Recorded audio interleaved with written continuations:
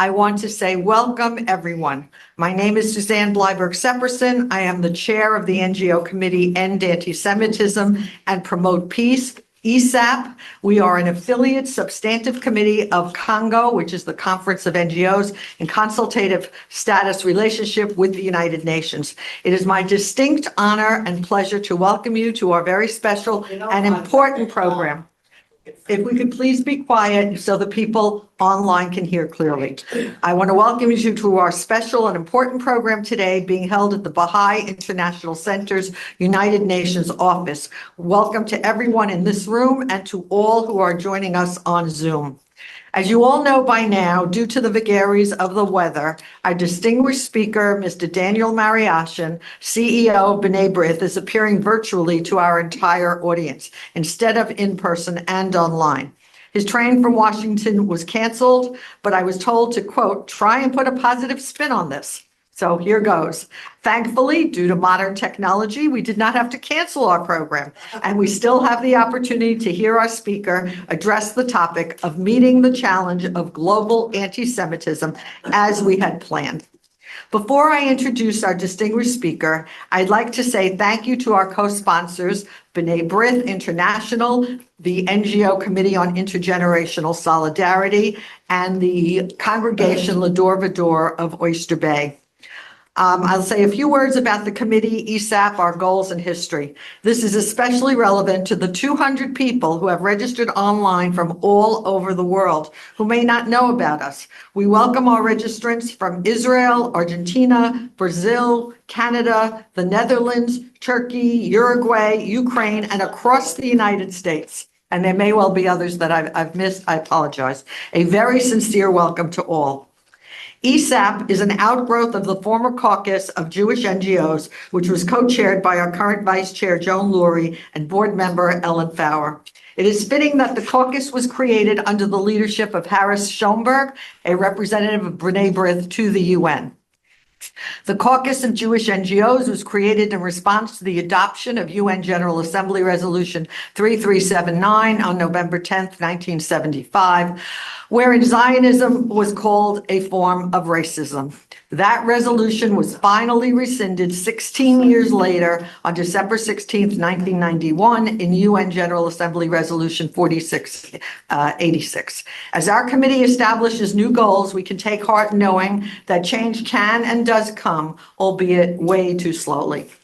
The process of becoming an affiliate substantive committee of the Conference of NGOs, or Congo, in consultative relationship with the United Nations was not easy. We were approved under the Conference of NGO rules at the April 27th, 2023 meeting in Vienna, which was convened to celebrate the 75th anniversary of the establishment of Congo. We are the 38th NGO Committee of Congo. Thank you to the President of Congo, Dr. Levi Battista, and First Vice President, Mr. Cyril Ritchie, for shepherding us through this process. Also, many thank yous to the 30 NGOs all over the world for writing letters of support for our creations. These NGOs are Jewish and non-Jewish in orientation, coming from across the US and Europe. Our formal mission statement reads as follows.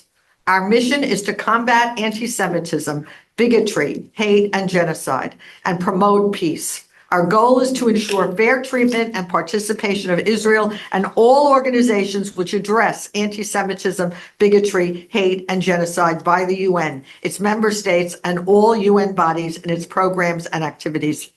We will employ advocacy, education, and communication among government missions, committees, NGOs, and interested individuals supporting an end to anti-Semitism and the promotion of peace in accord with the principles of the United Nations Charter. We're most pleased to let you know that our website is now up and running. You can log on to www.ngo.esap.org, that's EASAPP, and learn more about our history and membership. We hope you will join us as a member. There are membership forms at the table by the food.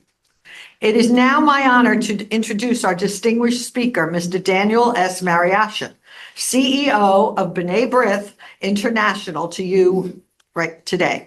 As the organization's top executive officer, he directs and supervises B'nai B'rith programs, activities, and staff all around the world. Mr. Mariaschin also serves as director of B'nai B'rith's International Center for Human Rights and Public Policy. In this position, he's the spokesman for B'nai B'rith, interpreting its policies to a variety of audiences, including the U.S. Congress, world leaders, global diplomats, and the media, with responsibility for coordinating the organization's programs and policies on issues of concern to the Jewish community. In the United States and abroad, Mr. Mariaschin has met with numerous heads of state, prime ministers, foreign ministers, opposition leaders, religious leaders, and influential members of the media to advance human rights and to help protect the rights of Jewish communities worldwide, as well as to promote better relations with the State of Israel. In the early 2000s, Mr. Mariaschin served as a member of the U.S. delegation to the Organization for Security and Cooperation in Europe Conference on Anti-Semitism in Vienna, and as a public advisor to the U.S. delegation conference in Berlin, the conference in Cordoba, Spain, Bucharest, Romania, and as a speaker at the 2018 meeting in Rome. He participated in negotiations that achieved the transfer of Torah scrolls from the Lithuanian government to Israel for use there and in diaspora Jewish communities. He was a member of the International Advisory Committee of SIANA, the Argentinian commission studying that country's relations with the Nazi regime, and served on the Commission on Property Restitution in Slovakia and is a member of the International Commission on the Holocaust in Romania. Since 2006, Mr. Mariaschin has led negotiations with countries on the restitution of Holocaust-era assets on behalf of the World Jewish Restitution Organization. Mr. Mariaschin was a member of the U.S. delegation to the 2000 Stockholm International Forum on Holocaust Remembrance, Education and Research, the B'nai B'rith delegation to the State Department's 1998 Holocaust Assets Conference, and has initiated programs on Holocaust education with the Lithuanian Ministry of Education and Science. He has received numerous awards for his leadership, including the Cultural Pluralism Award by the U.S. Commission for the Preservation of America's Heritage Abroad, the Golden Bow Decoration from the Foreign Ministry of Bulgaria, the King Arias Award for Leadership in Cultural Diplomacy from the Municipality of Sparta, the Greek-Israeli Cooperation Institute, and B'nai B'rith Philon Lodge in Athens. Mr. Mariaschin has spent nearly all of his professional life working on behalf of Jewish organizations, beginning in 1973 as Communications Relations Associate with the Jewish Community Council in Boston, the American Zionist Federation, and the Anti-Defamation League of B'nai B'rith as Director of its Middle East Affairs Department, Director of APAC Political Affairs Department of the American Israeli Public Affairs Committee. Prior to joining B'nai B'rith, Mr. Mariaschin served as Director of Communications and Principal Spokesperson for former Secretary of State Alexander M. Haig Jr. during his 1988-89 presidential campaign. He has written numerous articles and reviews on anti-Semitism, foreign affairs, and national security issues for such publications as the Wall Street Journal, the New York Times, and many others in the U.S. and abroad. He also appears as a foreign affairs analyst on television and radio programs and has lectured on foreign and defense affairs at the U.S. State Department's Foreign Service Institute, the Marine Corps Command at Staff College, among others. A noted lecturer who speaks nationally and internationally, Dan Mariaschin delivered the distinguished Gandel oration in Melbourne, Australia in 2016. And in 2017, he addressed a special meeting of the Foreign Affairs and Defense Committee at Israel's Knesset, convened in honor of the centenary of the Balfour Declaration. He was raised in New Hampshire, received his BA from the University of New Hampshire, his master's from Brandeis University. He's received an honorary Doctor of Humane Letters from the University of New Hampshire and has been honored with the American Jewish Communal Leadership Award from Brandeis University. And now it is our pleasure to welcome the esteemed Mr. Dan Mariaschin to share his insights with us on meeting the challenge of global anti-Semitism. Wow. Thank you. Thank you, Suzanne. Part of the problem with being in the field for so long is that these introductions then become such that they cut into your time. So cutting into my own time. Well, listen, I apologize for not being able to be there with you in person. You heard the explanation. I always thought that trains operated on the same principle as the Postal Service. You know, we were raised neither snow nor hail nor sleet nor rain would stop us from our appointed rounds. And I always thought that the trains operated on the same idea, that if you had a blizzard, the train would run, but apparently not. And I did get this notification last night that the train was canceled, and so we decided to do it this way. But I thank everybody for coming out in the cold weather. Those of you who are in New York City today for this event. I want to thank you, Suzanne. Thank you, Ellen, for all the work that you've done in bringing ESAP into existence.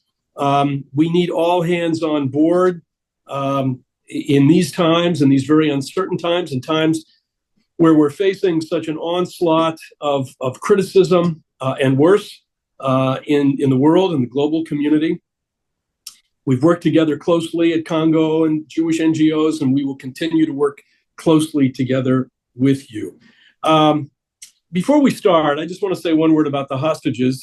Some of you may know one of my cousins is a hostage being held in Gaza, Sagi Dekelchain.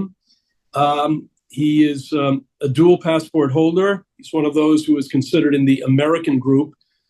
But of course, we want to see the immediate release of every single hostage, every single one. I think any release of 10 or 4, and then another 10, and then etc. We are now going into the 16th month, and these hostages need to be released. And we've sensed in the last couple of days there may be some movement, although we've heard this before. Let's hope that this time it is for real, and God willing, we will see very soon, within days. Let's hope and let's pray the release of these hostages. The other thing I wanted to bring to your attention, I'm just trying to find it here on my phone. If you bear with me 1 second. Yeah. So I'm holding this up, and you can see. So I have an app on my phone, and the app is from Israel's Homeland Front Command. And I put this app on the phone because I was in Israel not that long ago. This particular notification, and it comes with a very loud sound, says, rocket and missile fire, Tel Aviv across the Yarkon. And Israelis in every part of the country can kind of choose where they live, and then to put that into the app so they get these notifications about rocket attacks. In this particular case, it was one from the Houthis in Yemen. No people should have to live like this. No people should have to endure this kind of living. And I'll just show you how vile Israel's enemies are when it comes to these rockets. Hazam al-Assad of the Houthi Political Bureau is quoted yesterday as saying to Israelis, and he said this on X, on Twitter, those who want to sleep should go to sleep in Cyprus or return to their original country. That's the enemy that Israel is fighting. These rockets every morning in Tel Aviv. Let's hope that what happened to Hamas in terms of the degrading of its military capability, the degrading of Hezbollah in Lebanon, the Israeli response in Iran, let's hope that the same thing happens to the Houthis in short order. There's two other issues that I wanted to raise before we get into the main part of my remarks, and that relates to the situation in Syria. We have seen now the leader of the jihadists who were able to overthrow the Assad regime, Abu Muhammad al-Julani, the leader of HTS, or Hayat Tahrir al-Sham, which is the name of this jihadi group. We have to ask ourselves if we traded one big problem for another. With Assad, we had Assad, and we had Syria, which was used as a base, basically, for the Russians and for the Iranians and for Hezbollah. It was a transshipment point for weapons into Lebanon. Now we have the jihadis, and we are seeing, at least right now, they're trying to consolidate their power. Julani wears a suit. He doesn't wear a turban. He doesn't wear a robe. We have to watch the situation very carefully because Julani was in the very thick of the ISIS Al-Qaeda world, and we hope that it will not turn out to be another great front for the enemies of Israel, we'll soon see. And one other issue here at home, the Anti-Semitism Awareness Act, extremely important in fighting domestic anti-Semitism, still has not been voted upon by the Senate. This needs to be a high priority for us going forward. And hopefully, we'll see with the new Senate the adoption of this very important tool in fighting the spike of anti-Semitism here in the United States. Well, thank you for hosting again, Ellen and Suzanne, for hosting this gathering to discuss some global challenges our community is facing as we begin the new year. Indeed, 2025 starts off as it ended, with Israel now facing attacks from the Houthis in Yemen, and with the number of anti-Semitic incidents skyrocketing globally. Since October 7th, Israel has been engaged in a 7-front war. Hamas, Hezbollah, the Houthis, the Iraqi and Syrian proxies of Iran, the West Bank, and Iran. And some people say it's even an 8-front war, if you count the international media. It has thoroughly degraded both Hamas and Hezbollah. It has defanged Iran's air defense systems. It has attacked key strategic targets in Yemen, a considerable distance from Israel's borders. And in recent weeks, it has taken out the military capability of the Syrian army in the wake of the toppling of the Assad regime. Along the way, it has decimated the leadership cadres of Hamas and Hezbollah. A mammoth task, all of it, that has kept Israeli soldiers on the front engaged uninterrupted for 16 months. And there is still obviously much more to do on the military side. For us, in the diaspora, we are facing a 5-front war. Most of the mainstream media, a growing number of harsh critics of Israel in Congress, continued pro-Palestinian activity on college campuses and in academia, governments, diplomats globally, including and especially the United Nations, and social media. 2024 featured a cascade of official anti-Israel, anti-Semitic speeches, statements, and votes at the UN, the EU, and in Latin America, not to mention dozens of capitals stretching around the globe. It was also a year of almost daily demonstrations against Israel, led by bullying, intimidating marchers in London and Paris and Berlin and so many other cities.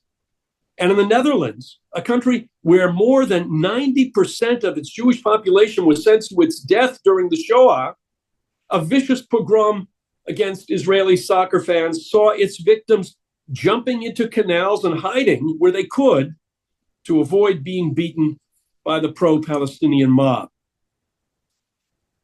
Voting on anti-Israel resolutions at the United Nations was to be expected. The word Hamas was not to be found in these resolutions, particularly in those adopted in the General Assembly. The UN Women's Committee took months to acknowledge the brutal sexual violence against Israeli women in the October 7th attacks and against those who have been taken hostage. A series of statements came out of the UN defending UNRWA, even in the face of clear evidence that many of its workers were Hamas operatives, some of whom participated in the massacres on October 7th. And other UN statements fanned the flames of criticism of Israel over inflated casualty figures and lies about the delivery of humanitarian assistance to Palestinians in Gaza. The UN's Special Rapporteur on the occupied Palestinian territories, Francesca Albanese, did her usual job of smearing Israel, most recently only days ago, calling on countries to cease medical cooperation with Israel after the IDF destroyed a concentration of Hamas terrorists holed up in the Kamal Aswan hospital. They arrested 240 terrorists, they killed 20. And you know, NBC's link to this story, which is you had 250 terrorists holed up in a hospital.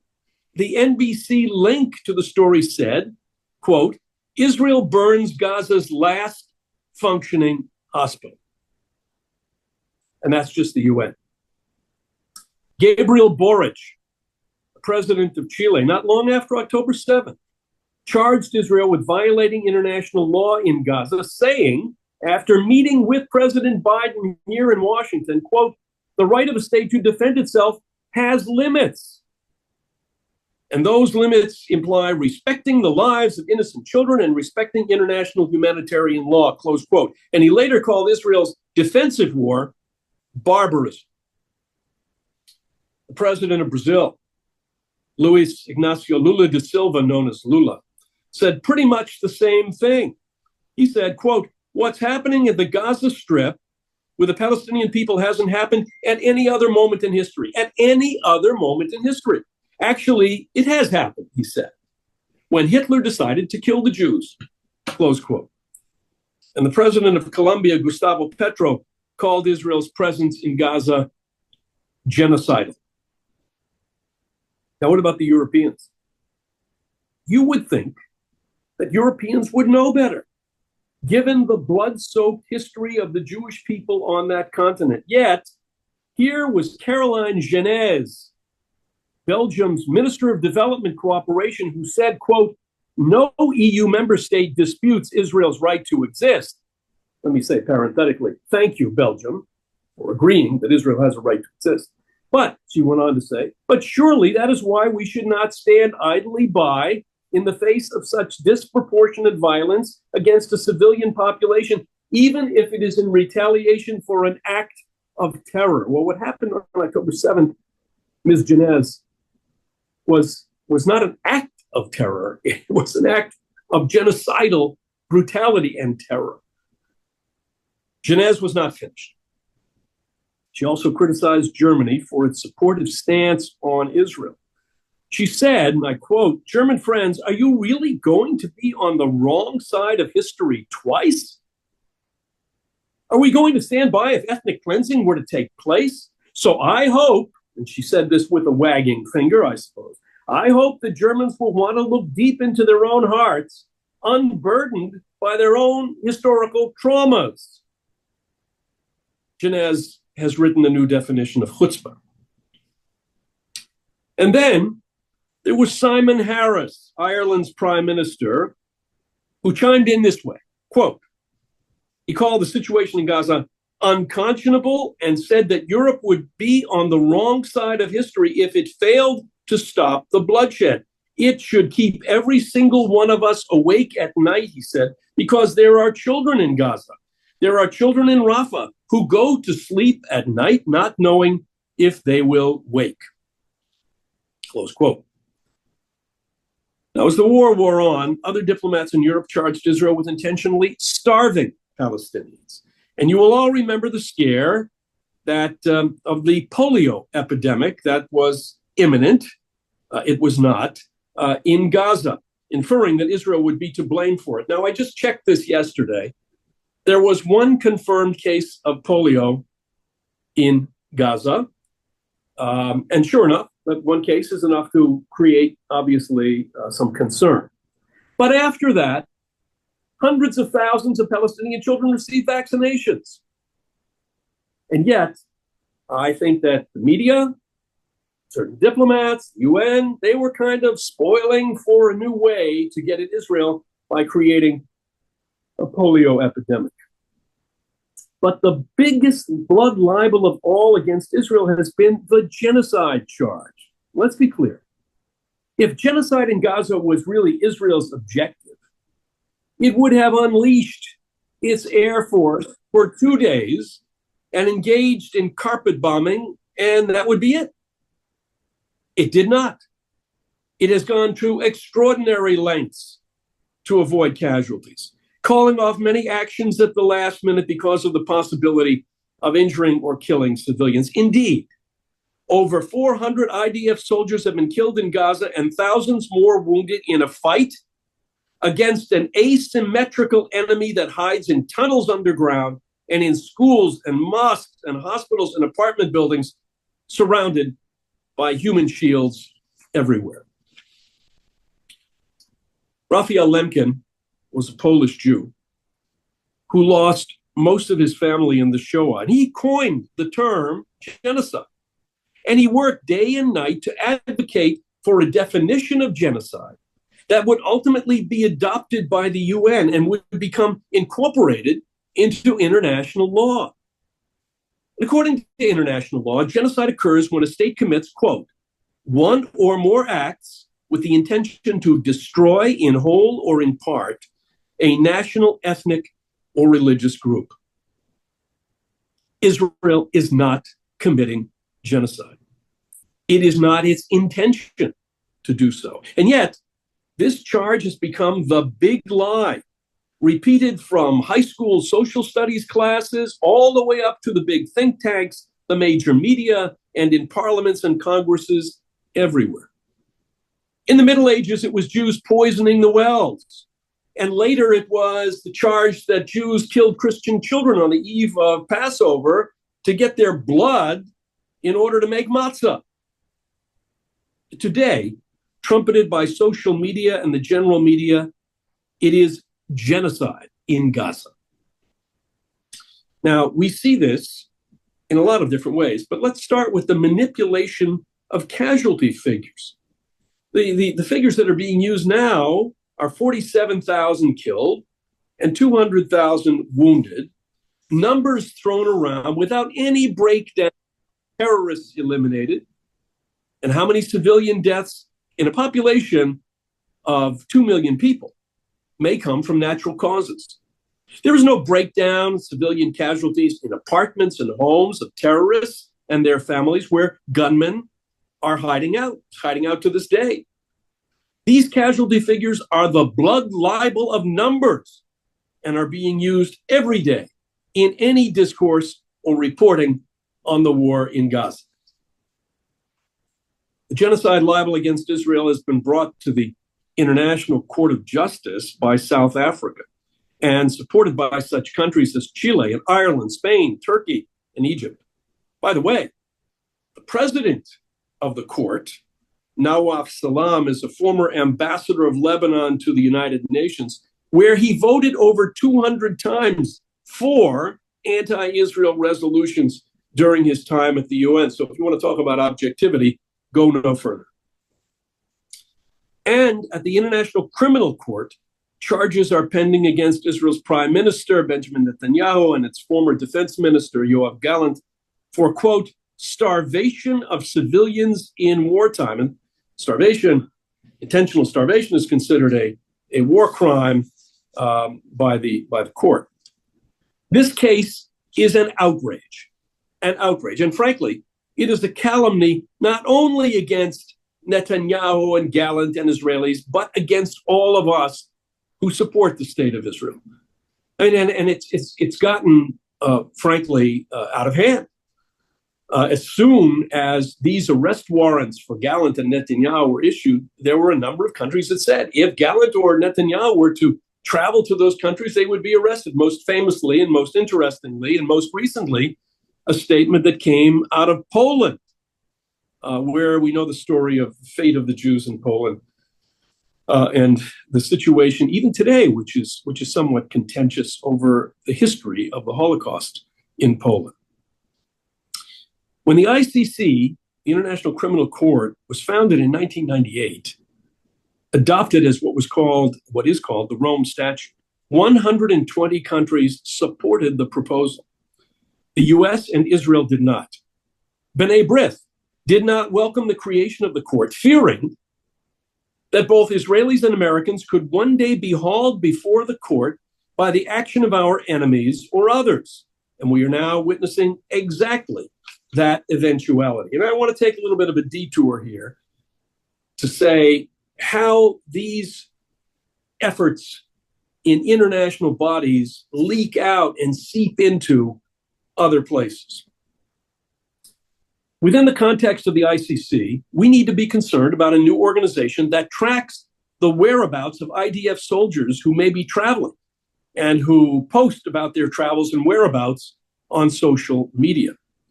Now, this is reminiscent of the universal jurisdiction case in Belgium 24 years ago, where a judge in Spain ruled that those who were involved in the 1982 Lebanon war, talking about Israelis, particularly Arik Sharon, could be liable to arrest, much as like the ICC warrant today.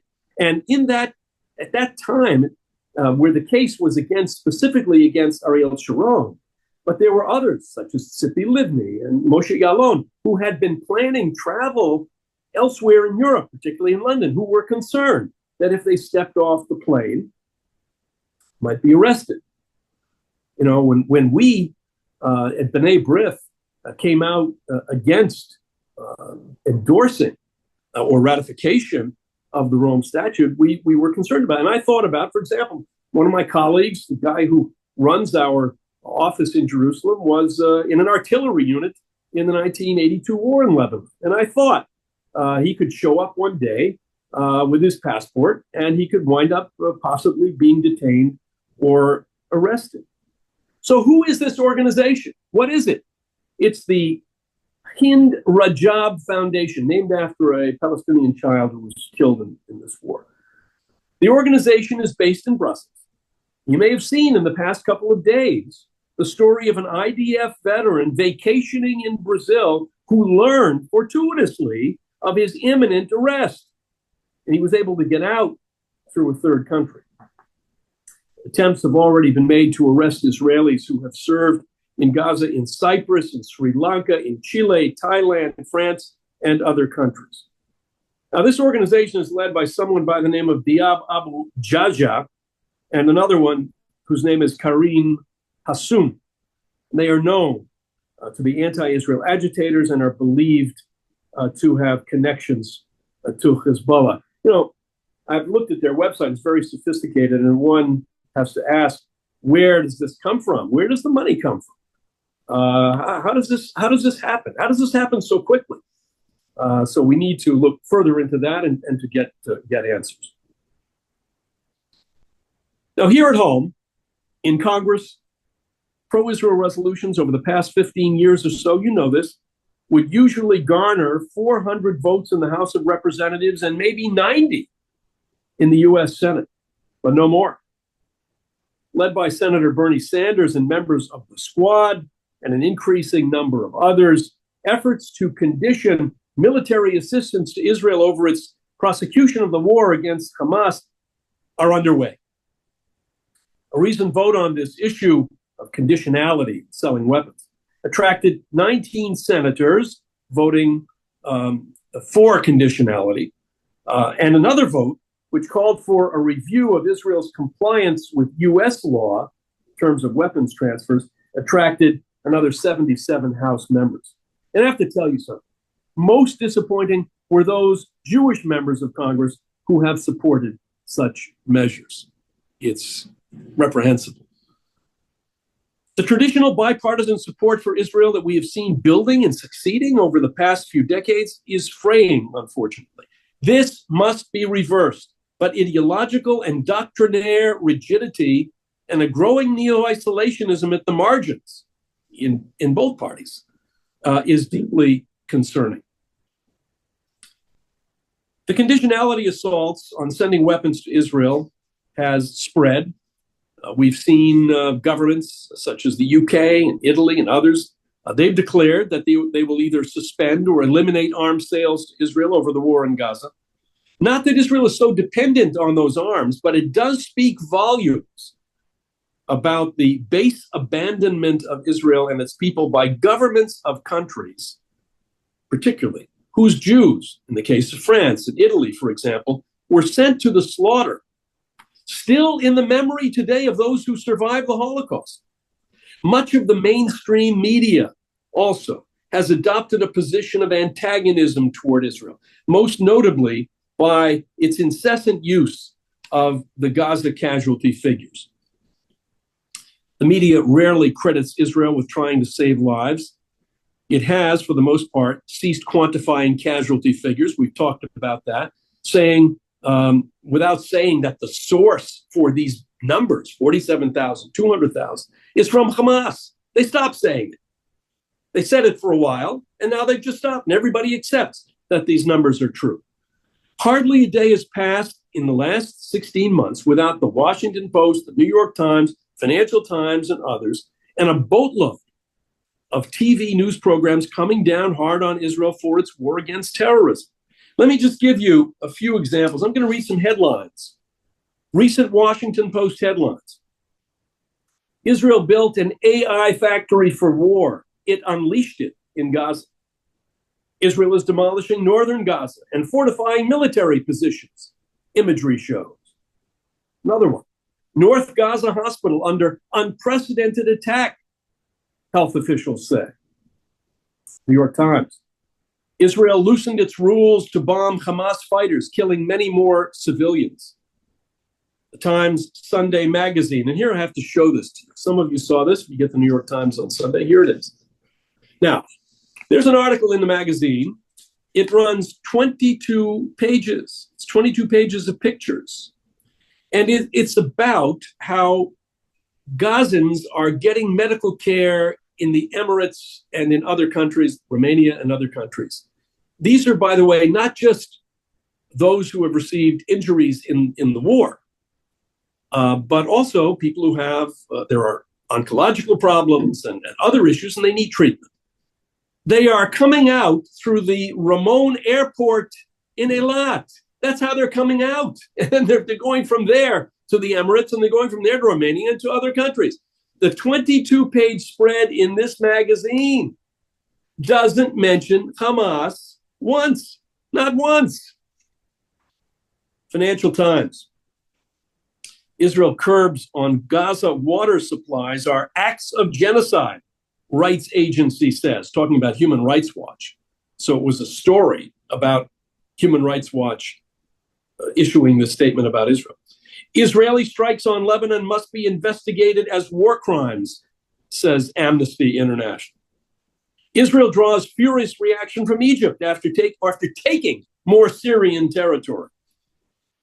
And another one, Israel is behind forced population transfer in Gaza, Human Rights Watch says. And lest you think that these are headlines that may have appeared months ago, which they haven't, here is from today's Washington Post. Today's. Look at this.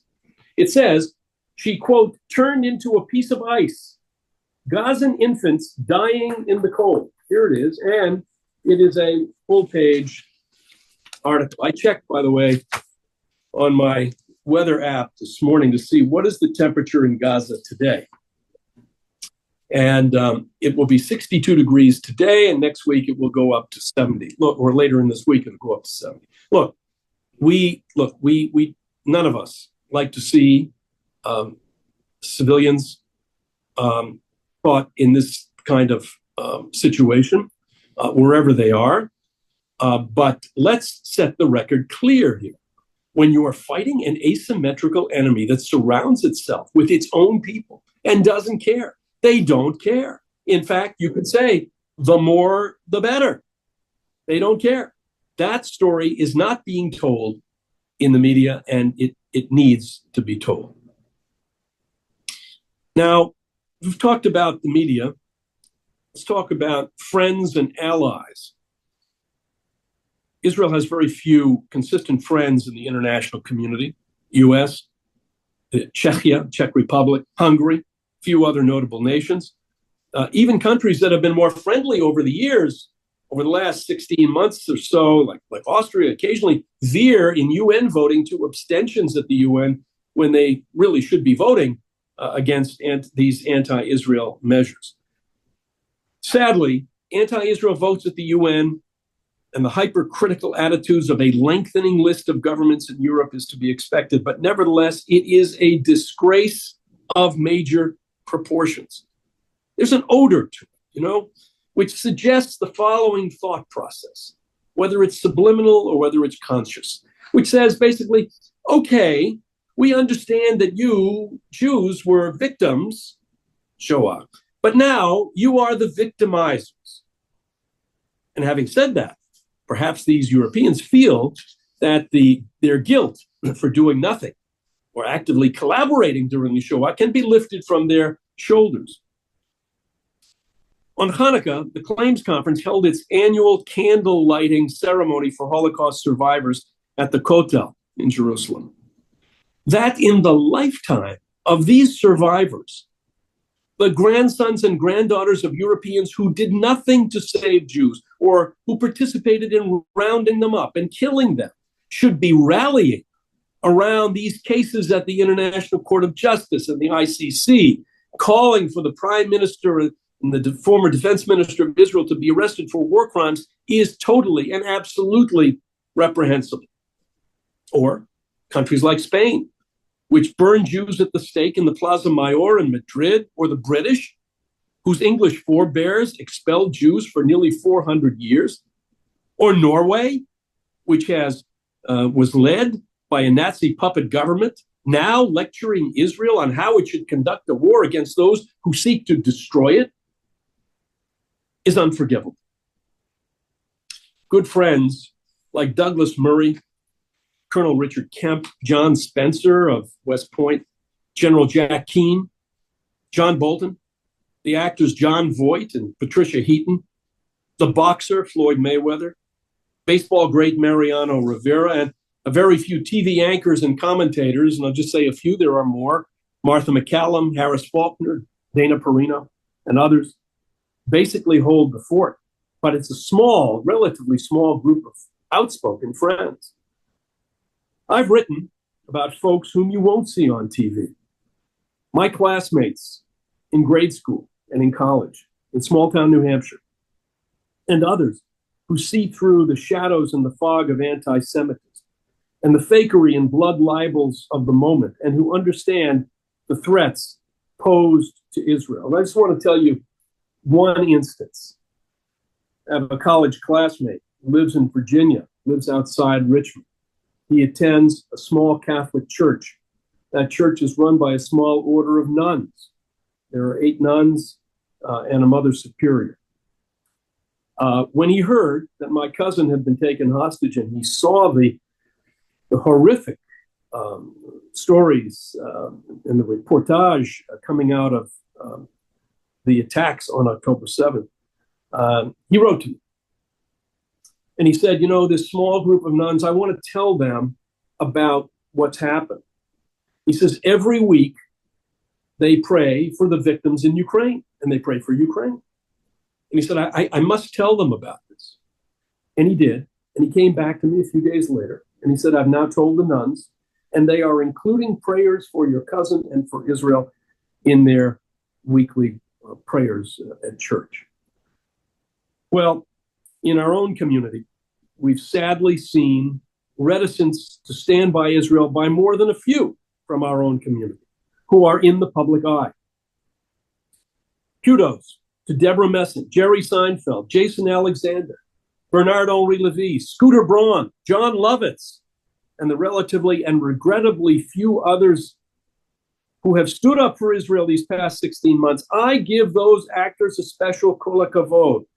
The poisonous, Stalin-esque atmosphere in the country today that encourages, one of these "you'll never work in this town again" attitude toward those in the entertainment field who have stood up for Israel carries its own share of risk, but we say a big thank you to those who have stood up. And there are others that you may not have heard of who are in the same category. People like Michael Polyakov, who heads the American Council of Trustees and Alumni, who is leading the way in confronting the frightening drift of American universities toward the embrace of the Palestinian narrative. We need to do some serious work in our own community.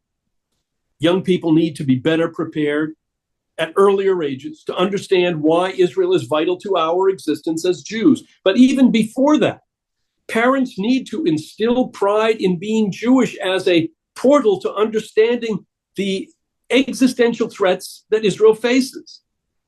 I fear that too many parents themselves, removed by a couple of generations from the Six-Day and Yom Kippur wars, which defined the ties of many of us to Israel, have lost that connection.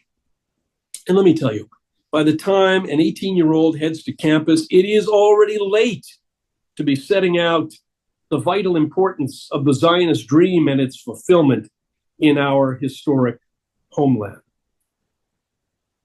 Now, much has been written about the social media, the influencers who speak to hundreds of thousands and millions of followers hold an important card in how young people, and yes, even those who are older, are informally educated globally. Now, I'm willing to guess that most of these folks would be hard-pressed to find Gaza on a map. But they opine about, quote, war crimes committed by Israel.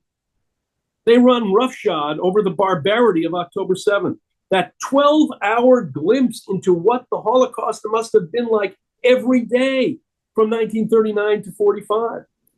They and their fellow travelers in women's and human rights organizations bang the drum daily about, quote, Israeli violations of humanitarian law, ignoring, to this day, the sexual violence on October 7th against the victims and the hostages. And they work overtime at demonizing Israel at every opportunity. And it all goes out on X, on Threads, on Facebook, Instagram, and other platforms. A stream of lies and calumnies that puts all of us, Israelis, supporters, and friends of Israel, or anyone, it seems, with a Jewish name, in the dock. Now, many attempts are being made to push back on these daily assaults on the internet, sometimes with success, many times not.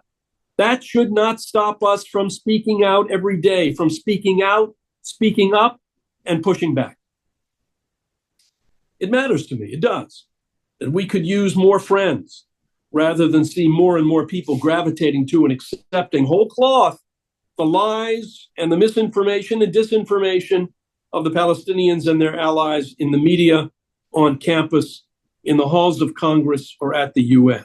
But that shouldn't stop us for a second from doing what we need to do to set every record straight, to call out those who are marginalizing us and attempting to delegitimize and besmirch the state of Israel.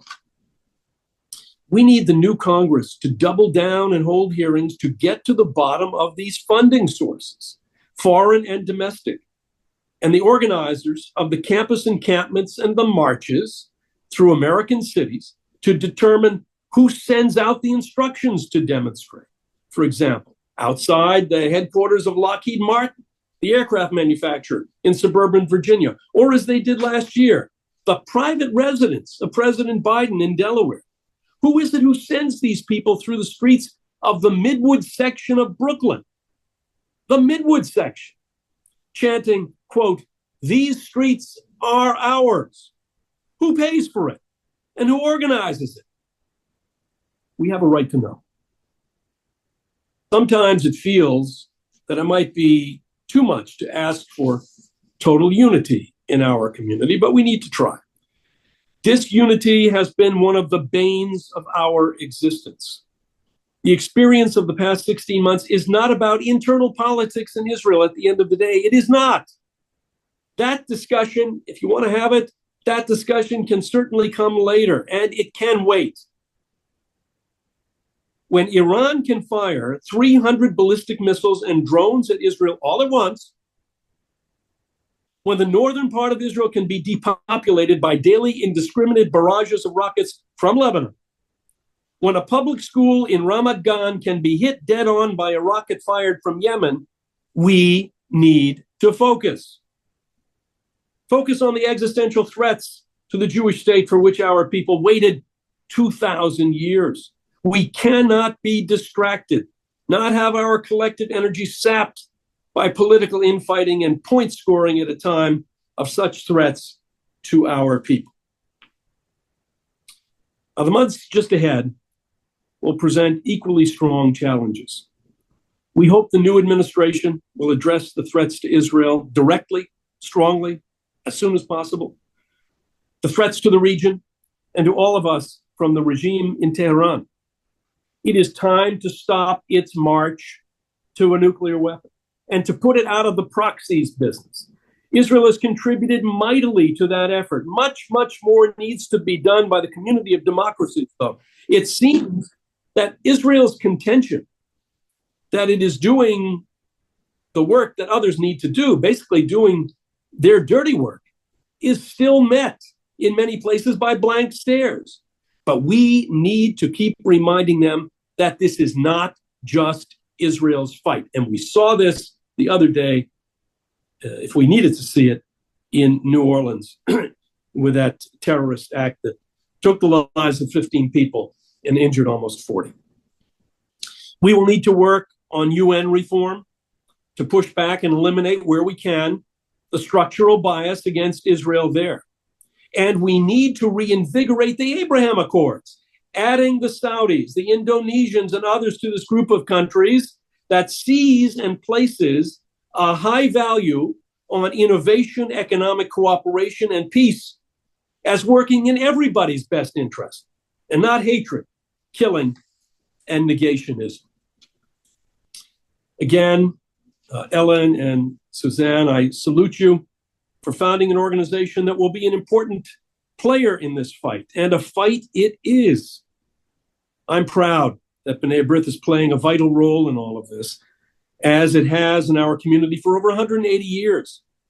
Clearly, to borrow the term, this is not the work of a day. I have no doubt, however,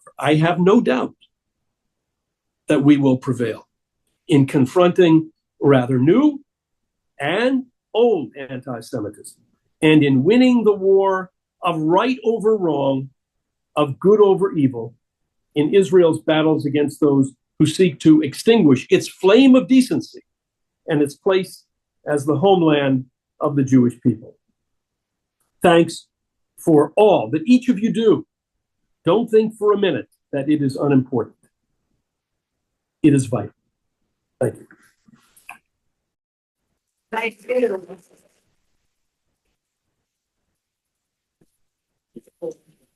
Thank you, Dan. That was enlightening, edifying, frightening, and inspiring. We all have a huge, huge task before us. And so I want to thank you for sharing your views with us.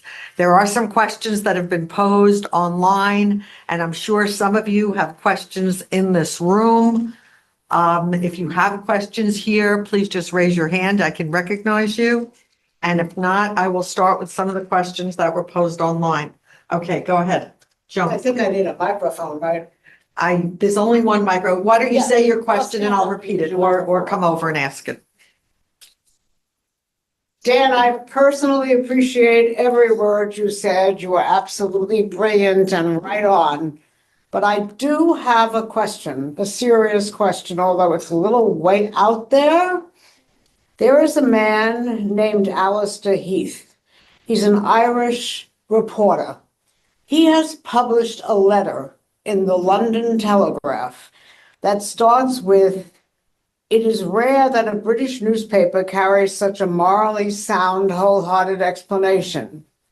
Robbed of its moral bearings, bereft of any sense of right and wrong, incapable of distinguishing heroes from villains, the West can no longer celebrate when good triumphs over evil." I believe that's absolutely true. And I wonder if you have any brilliant ideas as to how we could get this entire letter published in, say, the Wall Street Journal, the New York Times, someplace where people would seriously consider that maybe the world has lost its moral bearings vis-a-vis Israel, either because of anti-Semitism or some other nonsense. And is there anything we can do to make use of this man's work? Well, I mean, I can think immediately that one could use this in the writing of an op-ed piece. It's not normal that a newspaper, which has its own letters section, would publish somebody else's letter. But certainly, organizations that are on this call, at this meeting, should, if you can make it available. Obviously, you're not going to be able to do it in the share space here on Zoom. Can I send you the letter? Send it to me, and then we can see how I'm Joan Lurie, by the way, in case you don't know. It's good that you picked it up, and we'll certainly take a look. There are so few of these good letters, good op-eds. That's right. We certainly want to celebrate them. Yes, next. Okay, thank you, Joan. If you would send that letter to me, I'll also put it You on our have it. website You and have it. share it. Okay, I saw another question, Debbie. One, the Taylor Force Act. We do have certain tools and the Taylor Force Act, and we do have some tools, obviously not enough, but it seems like prior administrations, at least the most recent one, has been unwilling to enforce these. You also talk about finding the source of funding. I think they know the source of funding at this point, and look, well, how about examining, what is it, the Freedom Medal, the most recent, right? So that's one source, Qatar. We're aware of all these things. It's just that we're unwilling. I don't mean the people in this room. I mean, at least the present administration has been unwilling to take action, especially enabling Iran and the refusal to do what is necessary to stop the Houthis, to stop Hezbollah. This is all originates in Iran. That's my understanding. Yeah, well, as far as the funding is concerned, yeah, you're right. We do know. We know there are certain foundations here in this country, and we know about Qatar, and we know about the Iranians. But we need to know more. And I think some of the folks who have been funding this ought to be called before Congress to be grilled in the new Congress to find out more and more about who actually is pulling these strings. Look, can you imagine how is it that on the next day, I think it was the next day after the terrorist incident in New Orleans, there was a big pro-Palestinian demonstration in Times Square. I'll give you another example. Again, how is it that we had a big demonstration here in Washington last year on a Saturday? In the beginning of the week, there was that demonstration in Virginia, in suburban Washington, but in Virginia, outside Lockheed Martin. And then later in the week, they went to Biden's house. Now, who is it? Look, many of these folks who are involved in these marches are useful idiots. No question. They're being manipulated. But at the very least, there is a loose directorate that exchanges this information and that hands out what we would call walking around money in order to do this. So we do have to know more. Secondly, on Iran, there's no question about it. There is no question. The Iranians must be stopped. Enough attempts to bring them into the tent, enough attempts to negotiate on issues that they clearly are interested in not following through and not keeping their word. And we know this already. We know it. My sense is that with the new administration, we've seen the people who have been appointed to some of these positions already, they have a track record on how Iran is to be faced. And hopefully we will get to this, because with the Iranians, it's a multitude of things. It's proxies, it's nuclear, it's money that may be coming over here or going to other places. It's the chaos in the Middle East. It's the connection to Russia. It's the building of drones. I mean, all of that. It's a hydra, and it needs to be addressed. We don't have a lot of time. It's got to be done ASAP. So next. I just have one last comment, though. We need the tools to do all this. I think many of us in this room are aware of these things, but what steps can we take with respect to what we're discussing today? I think that's the thing that we really need to learn today is what can we do other than become better informed? Well, it's not better informed. I mean, the organizations around your table right now, those organizations that have websites, that engage in all kinds of social media. We do. We speak out. We spoke out, we sent something out this morning about the American Historical Association. The American Historical Association has come up with a new word called scholasticide. Scholasticide. Or genocide? Now we've got scholasticide. Ruining schools in Gaza and textbooks, and they don't have anything, and it's gone. This is something new. And the vote at the meeting of the American Historical Society was something like 488 to, under 100. Now, we spoke out immediately. If you are engaged in social media, then send something out. You have to engage. That's one way to do it. If you don't, use your own Facebook page. I mean, everybody can do something. And we used to say in the pre-internet age, we used to say, write a letter to the editor. Well, and we used to say, write a letter to your congressman. That hasn't changed. We are in a new era. We're in an internet era. Continue to write letters. Continue to bombard members of Congress with how you feel about these issues. These are things that each of us can do. But I have to tell you one more thing, and I'll go back to what I said. And we're not going to go through a list of the organizations in our community. We need everybody to step up now to the plate. We are a highly organized community, highly organized with connections in both parties, with connections with the ability to speak out, with communications departments, social media. We all need to be engaged. And as I said, we have to celebrate those who are our friends and allies, and we have to reach out and widen that circle. I firmly believe, in terms of the United States, I believe that most Americans are fair-minded people, and most Americans are able to see the clear difference between Israel and Hamas. But unless there is, an attempt to widen that circle, to bring some of these folks in, and now I'm talking about from the non-Jewish community, to help us in this effort, we're going to continue to be where we are, which is oftentimes behind the eight ball. So there are ways of doing this, and don't dismiss the basics. Don't dismiss those letters to a member of Congress, and don't phone calls to their offices, and don't dismiss getting out there in the pool, in that social media pool, to set the record straight. Okay, thank you. We have a number of questions from online, so Kevin will get to after we do an online question. And this comes from Gerald Platt. Dan, I know you for eons and your brilliance is always astounding. Read the wrong question. Without necessarily describing the nature. Keep going.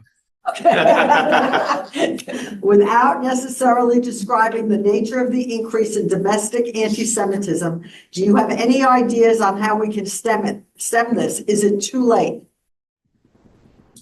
No, Is it too late? No, I don't. Yeah, thank you, Jerry, for the question. I don't think it's too late. But again, the diagnosis and the prescription. I'm not sure we have antidotes that are, if I can use kind of pharmaceutical terms here, are basically the same. There's something about the social media age that troubles me. There is much to this anti-Israel phenomenon that it suggests to me that it's in vogue, that there's a fashion to this. So when I talk about influencers who probably couldn't find Gaza on a map, I mean, that's what I mean. It's fashionable. Most of these folks have not been to Israel. Most of these folks don't know what Israel is all about. But somebody told them that innocent people are being killed in Gaza, and they're being killed by Israel, and we're colonialists, and we're occupiers. I mean, all of that. And so it's a fashion to be against it. Take a look at some of these Hollywood names that have signed up on the Palestinian side. And so when it's a fashion, and when you have much of the mainstream media, which either buys into it or gives voice to those views, it is difficult. It's a challenge. It's a 24/7, 365 battle. As Jews, we always have to remain, or always have to operate on a quotient of optimism. So I wouldn't say that this is a lost cause. It's not a lost cause. We have right on our side. We have good on our side. We have wrong and evil on the other side. We still have some good friends, but we can't flag ourselves. And, there are some people in our community who are overwhelmed. Look, if I were a kid going off to university, well, what I said earlier, let me go through that again.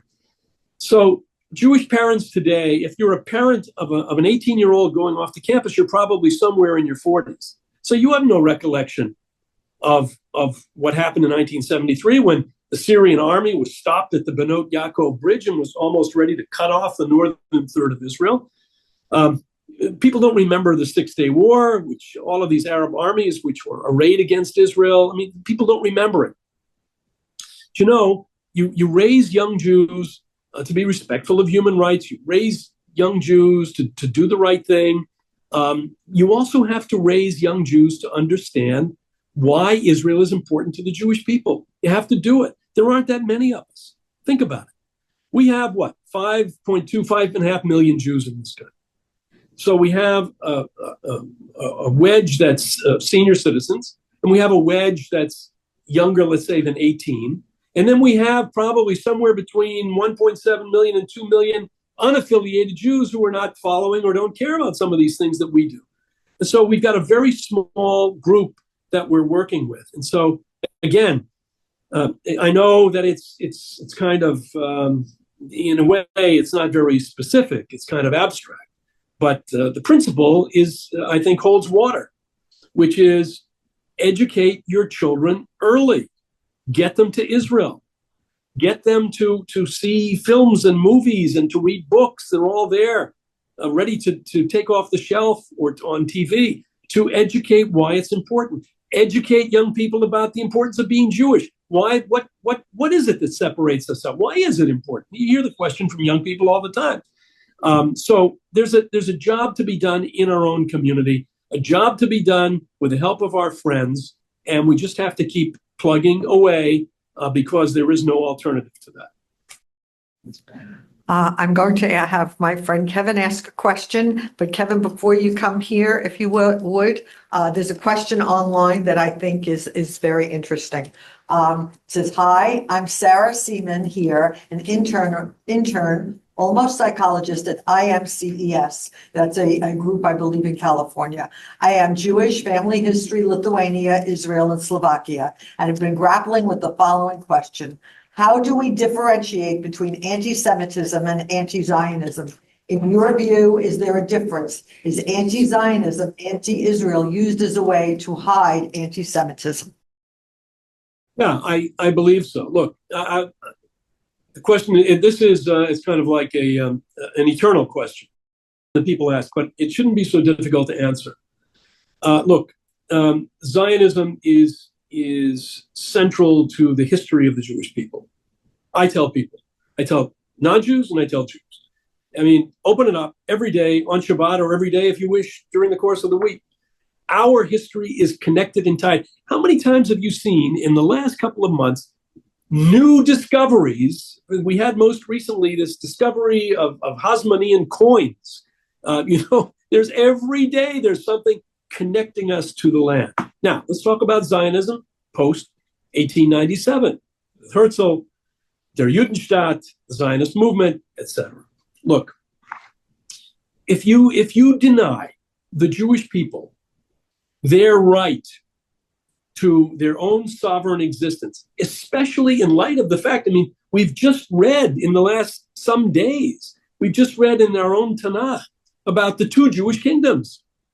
We've just read about it. We're not latecomers. We're not colonial occupiers. We didn't come in after 1945. I mean, this is the Palestinian narrative.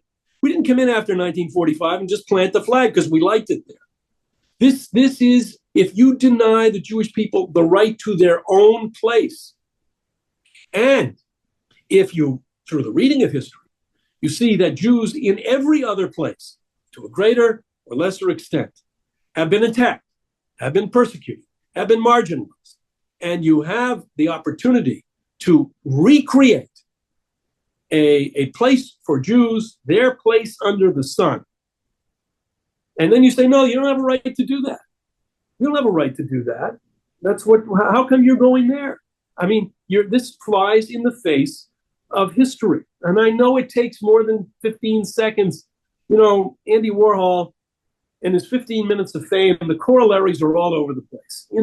People talk about, well, I don't want to hear that. I want to hear an elevator speech. Well, this is the speech. This is the explanation. I don't understand the other way. If you deny the Jewish people that right, and then you're saying that you have a double standard for Jews that other people can have, and by the way, in some cases, questionable, but you can't have. You're not entitled to that. You have to continue to live under other governments, under other peoples. You can't breathe the air of freedom for yourself as a people. And if you're doing that, yes, you're engaging in that is anti-Semitism. That's denying a people their right. Now, look, the answer to that will be, about the Palestinians. Well, let's just go from 1993. From 1993, depending on how you read it, there have been 4, 5, 6, 7 opportunities to create a Palestinian state. It's not that this has been denied. We had Camp David, we had Oslo, Camp David, we had Annapolis, we had the Kerry Initiative, and this one's initiative, and that one's initiative. Palestinians turn away from it. By the way, I'm just talking about Palestinians they're still turning away. They have an opportunity to make a deal and to release the hostages. Where is the problem on the hostages? The problem with the hostages is Palestine. The Hamas is saying, no, we don't want to. They have walked away from all of it. They've walked away from all of it, notwithstanding various Israeli governments. I'm not talking only about this current government in Israel. I'm talking about Ehud Barak, Ehud Olmert, Arik Sharon. There were various attempts, and it didn't happen. So that's the answer for the other side. But in terms of we as a people are entitled to our place. We did not choose Uganda. We did not choose some other place in the world where we had no connection. We have the historical connection. And that is unshakable. And this attempt to rewrite history and whitewash history by the Palestinians and by the left, the woke left, to talk about us as colonizers. It's not only ridiculous, it's dangerous, and it has to be answered. If I may, my good friend and the Kevin Brabazon, who's the senior representative to the UN from Generations United, wrote down his question for me, so I'm going to address it. In your opinion, can we organize to pass the Anti-Semitism Act with the new administration, as this would at least clearly put the USA on the right side of history?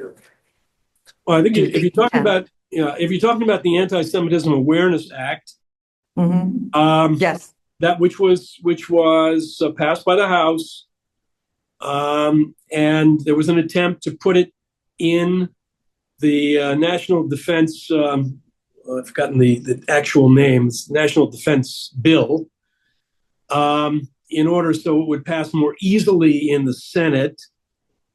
This Anti-Semitism Awareness Act should remain, in my view, a standalone a piece of legislation. What is wrong? What is the hesitation? Why would some members of the Senate be opposed to fighting anti-Semitism? If they are, and we certainly ought to find out who they are, and we should say who they are. So exactly. I believe in the new Congress, this will be made into a priority. Look, there are a lot of things that we need to deal with, and fighting anti-Semitism domestically will be a combination of legislation. It will be the Justice Department will need to be engaged in this. By the way, it's very interesting. We have a special envoy for anti-Semitism, but the job description for that special envoy, most recently it was Deborah Lipstadt, the portfolio for that person, which is at ambassadorial rank, is anything outside the United States. Correct. So the question is, do we make this into one, fighting anti-Semitism, that position, or is there a position to be created in the White House, maybe, or in the Justice Department, which is dedicated to fighting anti-Semitism? It is long past overdue to grapple with that and to create a central address for someone with staff, for someone to engage every day in confronting what we're experiencing today in this country. Thank you. I'd like to share something with you. Thanks to my former Congressman, Steve Israel, this past summer I met with Deborah Lipstadt, and people asked her about her portfolio. And when she said that my portfolio is all about anti-Semitism outside the United States, I almost burst out laughing, as if the rest of the world would listen to us because of what's going on here. So I asked innocently, so who takes care of anti-Semitism in the United States? And she said, the second gentleman. That's his portfolio. So now we're into a new era, and I agree with you, it should certainly be combined. And I said to her, and you may be aware of this, Doug Emhoff, there are international days of this and that at the United Nations, and there are 2 international days about combating Islamophobia. There are 0 international days about combating anti-Semitism. And so this group is involved at the United Nations, and I was wondering if you had any thoughts about where we might begin to start to change the behavior of the governments. And I know it's possible. We know in our history it takes a while, but it is possible to get countries to change their votes and to be more pro-Israel. So where would you suggest we begin?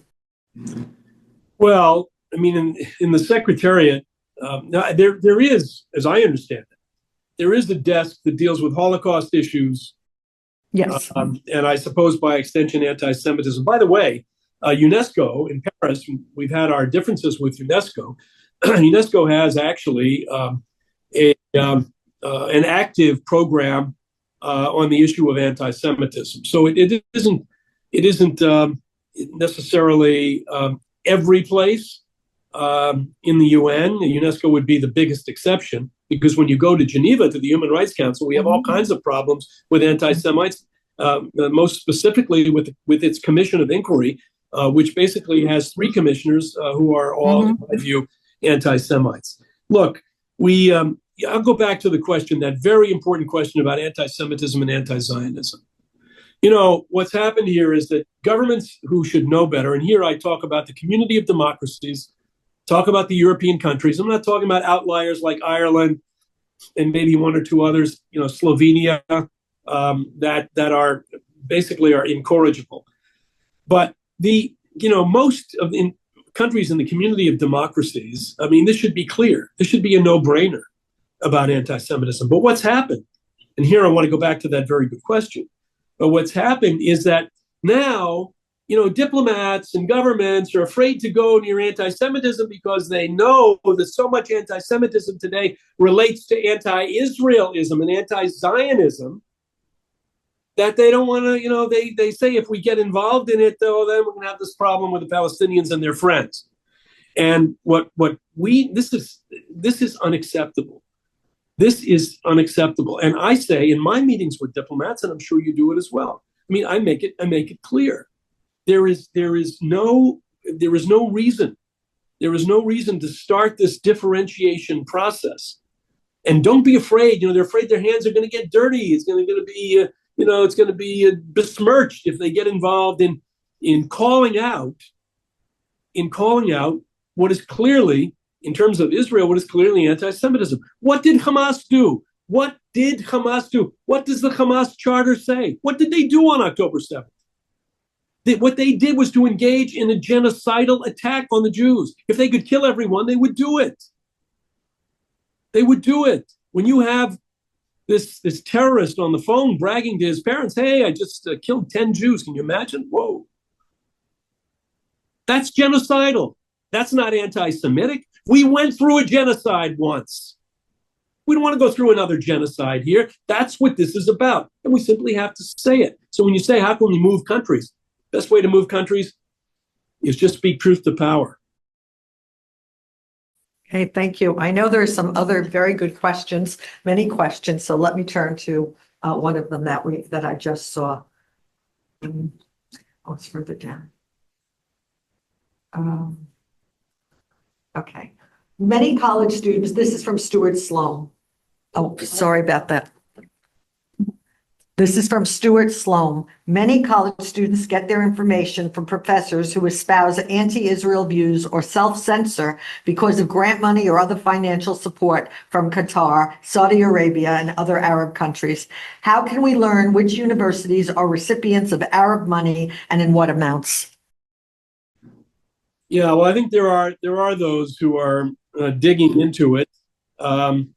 And listen, I would say at the same time, thank you to some significant and substantial donors last year, to some of our more prestigious universities who decided to take their gifts back, or to stop giving. I think it's important. But there are those who are looking at the funding. Look, I mean, this is not, by the way, it's not something new. You know, Kuwait many years ago, and there were other countries in the Arab world, but Kuwait, I remember in particular, that was funding programs, not just Arab studies programs, but other programs at American universities. And of course, that is happening today and has to be called out. And the universities have to be called out. You know, we have to address this freedom of speech issue as well. I mean, I'm as big a champion of freedom of speech as possible, but not a champion of hate speech, and not of university programs that contribute to it, and not of faculty members who engage in it, and not of faculty members who manipulate students to the point where they work them up and then they're out on the encampment saying all kinds of things about Israel. So, as I say, efforts are going on. It will be an ongoing effort. I thank Stuart for the question. It's important, and over the coming months, I'm sure we're going to see more and more of that revealed. And we'll have the universities answer to the role that they've played in fomenting the kind of anti-Semitism, anti-Zionism that we've seen over the past 16 months and longer.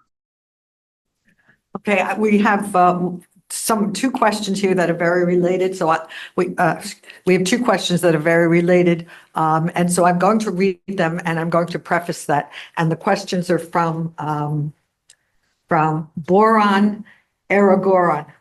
So the question is, in your opinion, what method should be applied to the education systems of countries in the near future so that history will not contain shameful scenes again?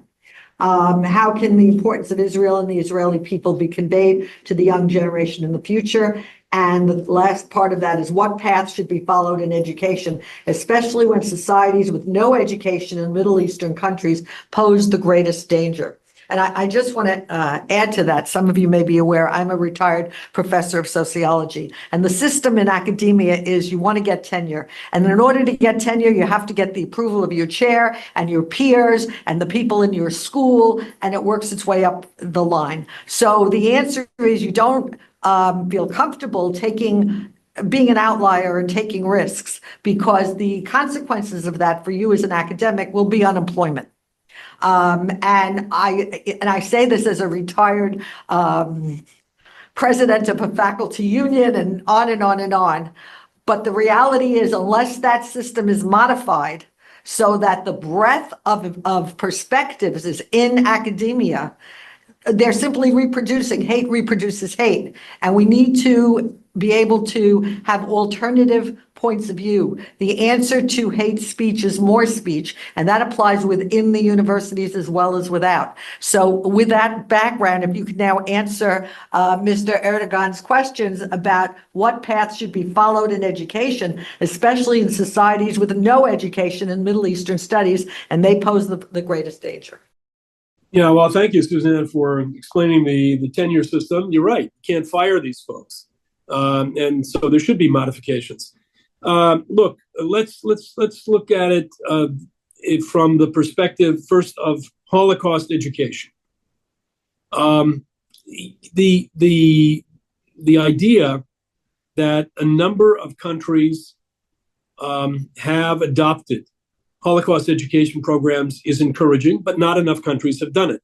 In order to understand, look, are these school systems, and let's just talk in the community of democracies for a minute, are they going to teach about the Jewish religion? Probably not. You know, maybe you learn about the three religions at some point in the course of some social studies or history course, but they're not going to have a special program, more likely than not, about the history of Judaism. However, in terms of understanding the Jewish people, lessons in the Holocaust, what happened, and in the case of European countries, the role of complicity, collaboration of countries and we know who they are, is extremely important as a portal to understanding why Israel is important.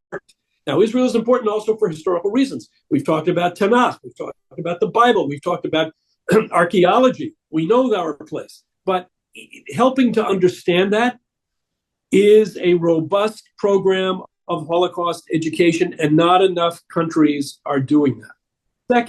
Secondly, educational systems are free to adopt the IRA definition of anti-Semitism.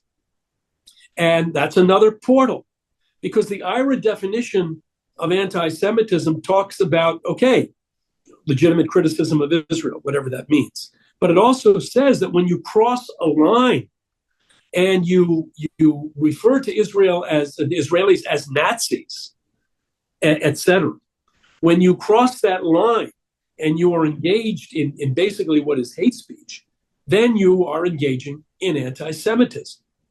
And that, adopting that IRA definition, we had been moving along very successfully when October 7th broke out, and then there's been kind of a retreat. And I think that we need to, and there are principles out there relating to the definition of anti-Semitism that can relate to how Israel is treated today in public school systems and in general discourse.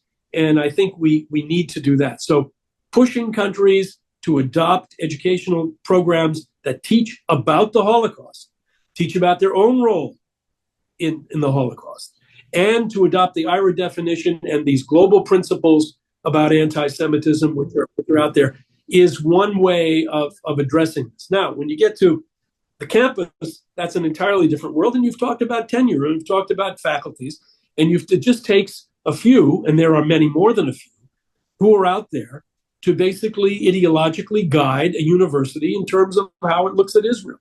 And those tenure principles and guidelines need to be changed. And to go back to the previous question from Stuart, the issue of revealing where this money comes from. Universities are also supposed to be places of, objectivity and decency and open minds. And if country X or country Y, if it's Qatar or if it's anybody else, comes along and drops $100 million in your lap with strings attached, that has to be called out, because then maybe you're not an institution that is decent or that is objective. And so we have to do more of that as well. Thank you. I have two more questions from people online. Is there anyone in the room that has a question before I turn to them? Okay, then let me turn to these questions. This is from Richard Horowitz. And the question is, there seems to be no international crime that Israel is not accused of. Genocide, starvation as a method of warfare, forcible transfer of a population, and many others. Jews are known to be good lawyers. Why have there been so many international legal attacks against Israel's actions? Wow, I would expect a question. And Richard Horowitz is a lawyer. I would expect a question like that from Richard, who is not only a lawyer but a very good lawyer, and a great booster of Israel. Well, we've had from time to look. We have international organizations of Jewish lawyers. We also have ad hoc groups that have been organized from time to time with people like Alan Dershowitz and people like Erwin Kotler and people like Nat Lewin. Who do gather others around them to speak out and to do battle with not only the other lawyers, but with governments and with those who, as you say, charge Israel with every possible imaginable crime. So we're out there. Look, are we affected by our numbers? Look, we're, I would put it this way: we're better. We're more effective than our numbers. That's for sure. But again, we need to attract friends, and we need to attract people who may be in that sector, who may be reluctant for one reason or another to join us in this cause. I think of that last scene in Casablanca, where what's his name says to Humphrey Bogart, yeah. he says, welcome back to the cause, or welcome back to the fight.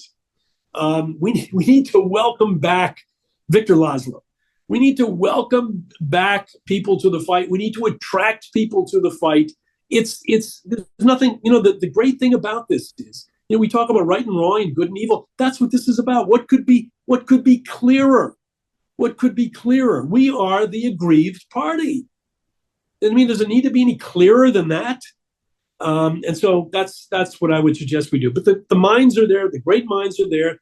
Great legal minds, like Richard and like the others that I mentioned. And we need to do more of it. But they're out there. Okay, one last question that I think is quite interesting. How important is the battle to reform UNRWA? Should it be a key effort? Or is it more of a sideshow in the face of greater anti-Israel efforts by nation states and more powerful UN agencies? And this came from Leon Weintraub. Leon, great question. Look, there are different ways of addressing UNRWA. One would be to transfer all of UNRWA's responsibilities and its portfolio to the UN High Commissioner for Refugees. Mm-hmm. Yes. You know how it works in the UN. There's a High Commissioner and there's UNRWA. It's like, by the way, it's like at the UN Human Rights Council, where there is, lahavdil, but with Israel, they have one item for Israel and then one item for everybody else. So the question is, you could do that. You could just put it out of business and then transfer. You could create a new organization, which I think would be duplicative. I think it's not necessary, but you could create a new organization from scratch. And in the meantime, you could engage contractors to carry out the tasks of food distribution, medical care, perhaps, whatever. Or you could simply reform UNRWA from within, throw out its entire educational track. My term here, but others have used it. You'd have to denazify UNRWA. Anyone who has a connection to Hamas, like those who are engaged in these terrorist attacks against Israel, doesn't have a job. They can't work for UNRWA. Civil servant, you don't have the connection, you can work. Now, the delivery of the food, the delivery of medical services, of course, that will be a continuing need. But the education track, I have no doubt, those thousands of people who crossed into Israel on October 7th, civilians and Hamas terrorists alike, were all educated from the same trough of hatred against Jews. All of them. The Nazis, what did the Nazis do? The Nazis called between 33 and 39. 39, they began the killing. But from 33 to 39, there was a steady diet in Germany, and then even amongst some of its allies, that Jews were what? They were vermin. Now, what do you do with vermin? What do you do with rats? You kill a rat, and you don't lose any sleep over killing a rat. In fact, it's an accomplishment that you've killed a rat. And so when you've educated people to think, as they did and have done and are doing probably to this day in Gaza, where you teach them and you say you have 4 Zionists and you kill 3, and how many are left? Then you're going to have someone who's going to cross the border and go in and engage in the worst possible atrocities, because there's no downside to it. And it wasn't as if you were told to do it. You were educated that these people, Israelis, Jews, that these people are vermin. So UNRWA needs either to be replaced, it needs to be drastically changed. That needs to be, and those changes, whatever happens, those changes need to be overseen, not by UN bureaucrats. This is a job for those in the international community who understand exactly what needs to be done, or else we will have the same thing happen. And by the way, it's not just against us, I'm sure.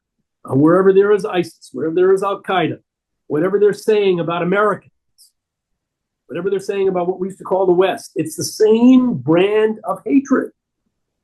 And so let's be alert to that, and let's do something about it. And we can do something with the UNRWA question, because this is really it's ridiculous. And frankly, I've had it in hearing all of these comments and statements that have come out of the UN about if you destroy UNRWA, if you change it, if you touch it, if you do anything with it, then this is the worst possible thing. It won't be the worst possible thing.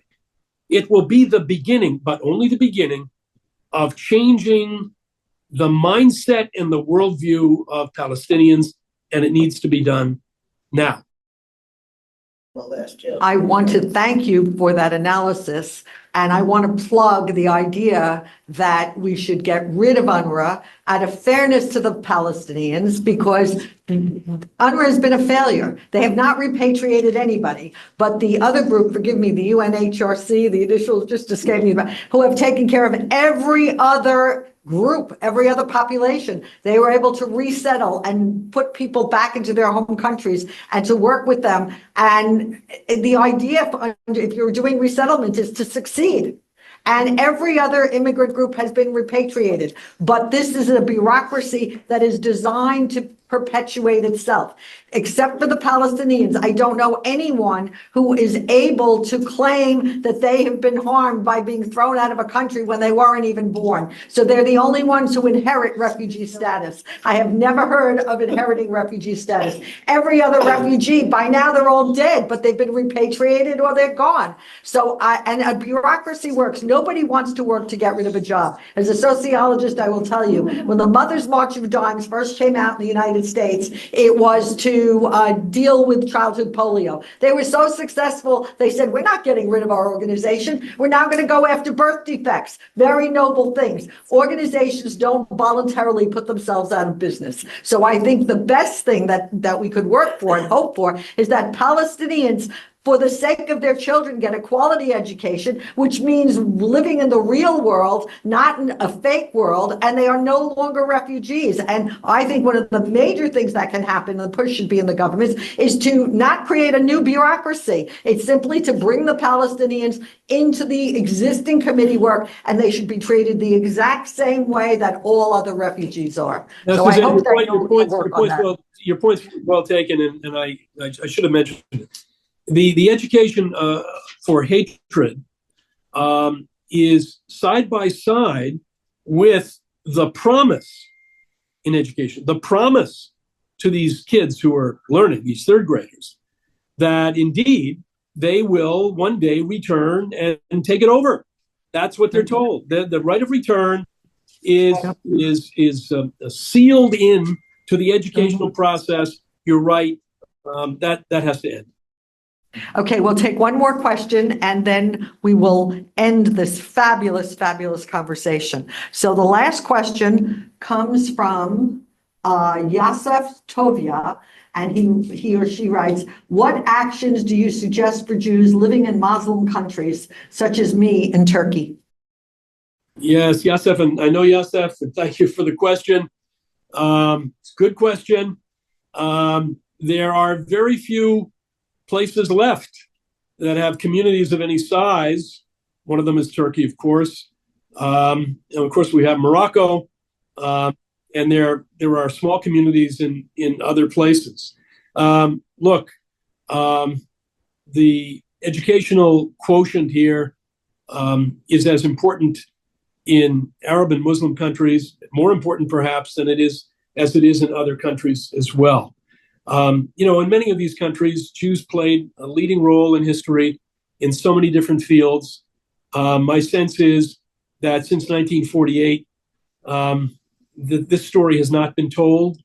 So I can't speak for all of the other communities that are out there, but I think it's important to stress, as they do in Morocco, for example. In Morocco, the kingdom, the government recognizes in several different ways, of course, the Jewish contributions in the history of Morocco, but also to the community today. And in Turkey, we see the same kind of contributions, and we see the same kind of role that Turkish Jews have played. That needs to be advanced where it can. I realize it is not always easy, given what we used to call the Arab-Israeli conflict. Now we call the Israeli-Palestinian conflict to a large extent.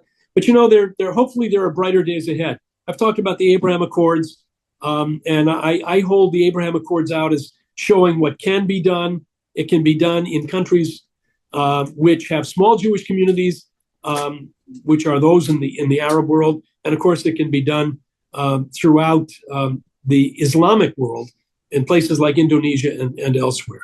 So, Yasef, I get the point. I get your question. We all have to work harder from outside and also from inside. And I thank you for all that you do.